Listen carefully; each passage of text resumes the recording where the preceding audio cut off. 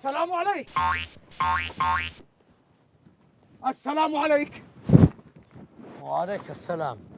كم الوقت عندك؟ 9:45 بتوقيت قريش. نعم. هل أنت من هذه الديار؟ نعم، إننا من هذه الديار. وكيف أحوال الناس هنا؟ مجعجعين منحطرين، حالتهم حالة من جراء الأوضاع الراهنة في هذه البلاد، أوضاع قاسية. أريد أن أسألك سؤال. فلتسأل يا فتى أيها الرجل. ليس لدي الوقت الكافي لكي تسألني وأسأله. إني ضابع، حالة أمي حالة من جيز الناس. ما رأيك في الحجاج؟ من؟ الحجاج. أرجوك لا تذكر هذا الاسم عندي مرة أخرى. نعم. لماذا؟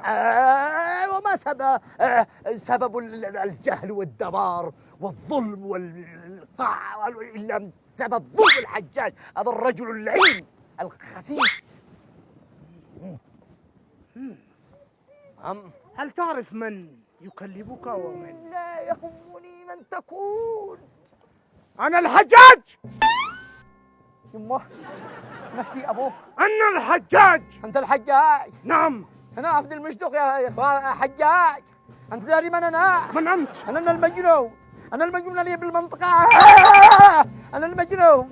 وما يثبت لي أنك مجنون؟ سأل الطارف يقول لك في الأسبوع يجي لي مرتين الجنان، هذه المرة الثانية اليوم. سأقتلك. أنا المجنون. سأقتلك. أنا المجنون. سأقتلك أيها الأبله. أين حصاني؟ تعال يا ابن الذين، تعال. تعال هنا. هيا نلحق بهذا المجنون.